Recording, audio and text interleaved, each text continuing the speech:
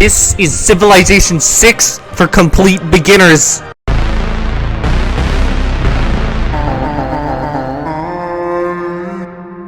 If you're wondering who is the best civilization, okay, it's Russia. Because if you have Russia in your game and you're playing any other civilization, they always go really hard into the culture victory, which I think is the easiest one to pick. So if you're wanting to, you know, like scaredy cat out of something, just pick Russia, because they're really good. Okay, first off, this means you have to sacrifice your trader's ability to feed your urban population for measly rewards that can only trigger if you're losing. That's bad because it's situational, except for that part at the end I didn't read, which seems amazing. Mother Russia seems pretty good actually, even though it's still situational. Their unique unit promotes being anti-war, which is so-so. Their holy site replacement is kinda bad. But hey, maybe +1 to something is actually really great, and I'm just too noob for this game. I just got done playing Trajan. His abilities are really good, where you could, if you found a city or conquer it, it just leads to Rome. So, also you get benefits from trade routes, like you get gold from going through your own cities, which usually doesn't happen. So basically, it's funding an expansionist type game setting, and it really, his bath aqueduct replacement unit is also very good for that, because it also gives amenities and housing, which is like the thing, like 2 out of the 3 things you need to make a city grow. So that's like amazing. Trajan is on the S tier for really good reasons. So if you really wanted to try hard, I think you'd play this guy. I'm gonna be playing as Germany because they have a unique industrial zone, which if they have a unique something, it's usually an improved something. Actually, it's always an improved something. And if you didn't know, production is the name of the game here. The more production you have, the quicker you do stuff, the quicker you do stuff, the quicker you can kill everybody else. So, yeah, I'm gonna play on Prince because I am a noob. Deal with it.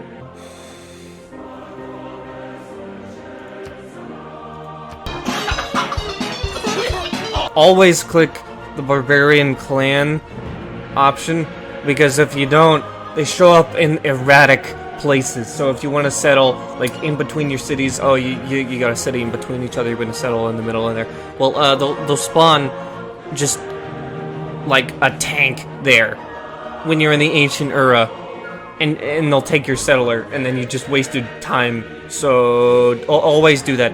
Oh! Heroic Frederick, King of the Germans. Your task is to forge the independent states that surround you into an empire. I'll do my best. Cool story, bro. Our city-state neighbors have made a request of us. If we can impress them, I think... Oh, crap. Okay. Alright,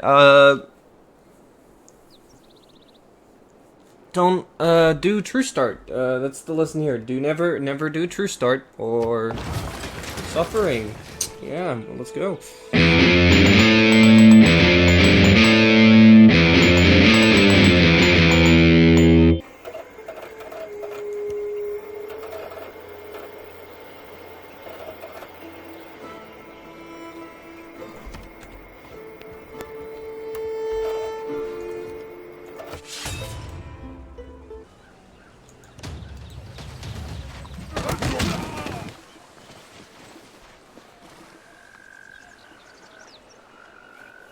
Okay, I'm gonna level with you here. I've only played like a full game of Civilization 2 twice, so if you're looking for a proper walkthrough, you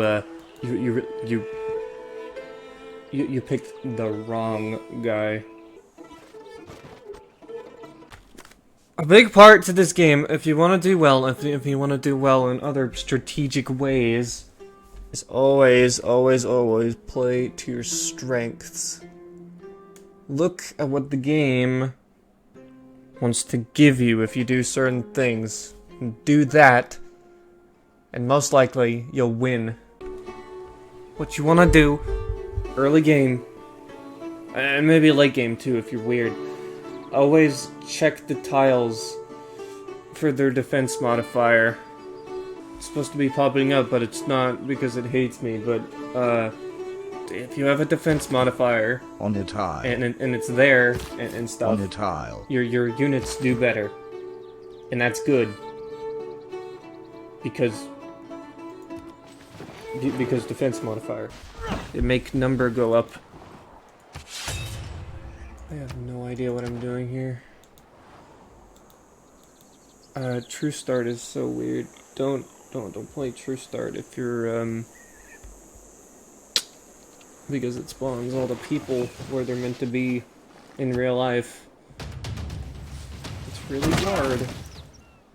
It's really hard having a civilization being in this cramped location between all these three guys. I thought Clay must feel happy. It's really unnatural to have met 3 civilizations this early into the game, you see.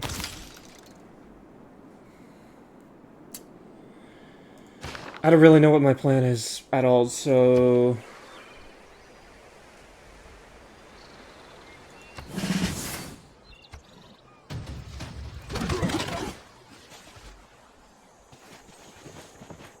What you want to do, always, is keep your units alive more than, like, doing well, I guess you can do strategic plays if you're really, like, into civilization, and you'll know, oh, I'll lose if I don't sacrifice this unit. Always keep your units alive, because the more experience, I mean, the more alive they are, the more experience they get, and the better they are, so...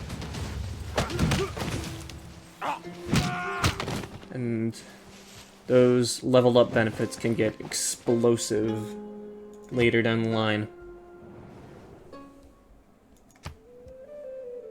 I don't really want to go to war with these two guys. Never pick the friendly options if you want to go to war with them, because if you pick friendly options, then I guess they get mad at you. The only true way to feel like 100% satisfied in this game is that if you play deity, because you'll know you're going against impossible odds, because deity civilizations cheat and they cheat and stuff.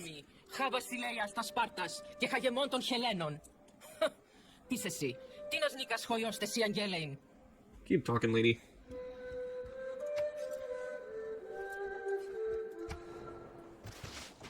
I only want to go to war with city-states right now, because if I don't... Well, I mean, if I go to war with anyone big, they might actually try to screw me up, and I don't want to have that happen.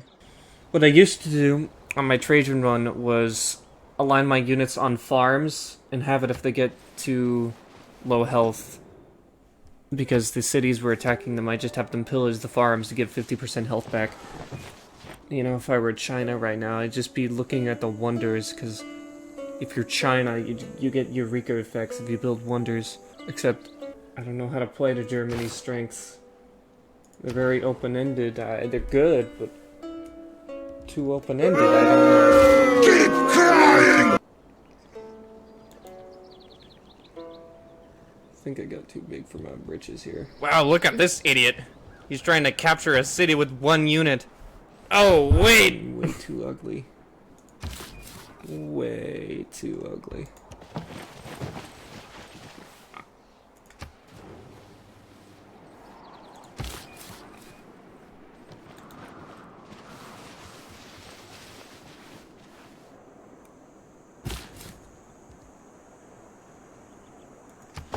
Please accept my warmest thanks for your kind endeavors on the continent we share. I don't know what the heck you're talking about, lady. I'll tell you one thing, though. If it takes you 22 turns to make a granary, something's wrong. Something's really wrong.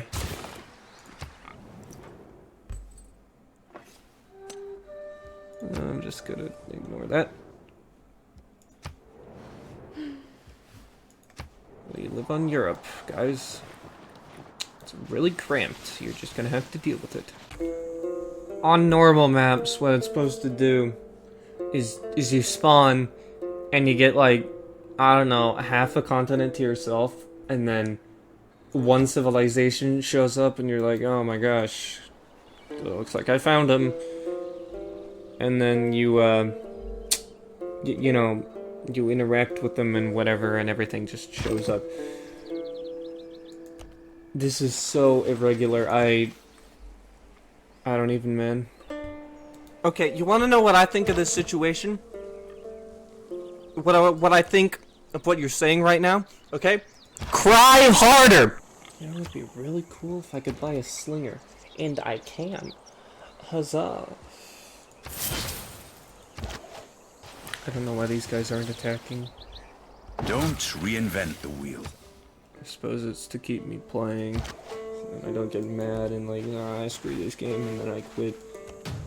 Because it's on principle. Okay, I'm gonna end it here. I just wanted to have this be a quick thing.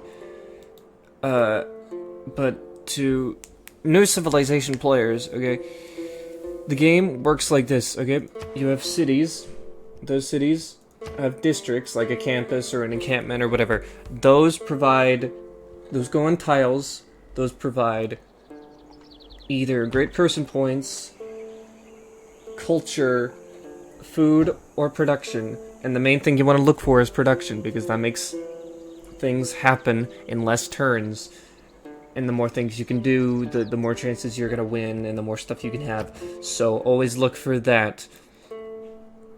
Always make decisions based on your civilization's strengths, or based on policies, like, you know, this one about the builders, where you can get 50% production more on builders, which you should equip if you're just, you know, about to build a builder. That sounds really simple, but the key is memory and reacting based on information and knowing those reactants, which is hard.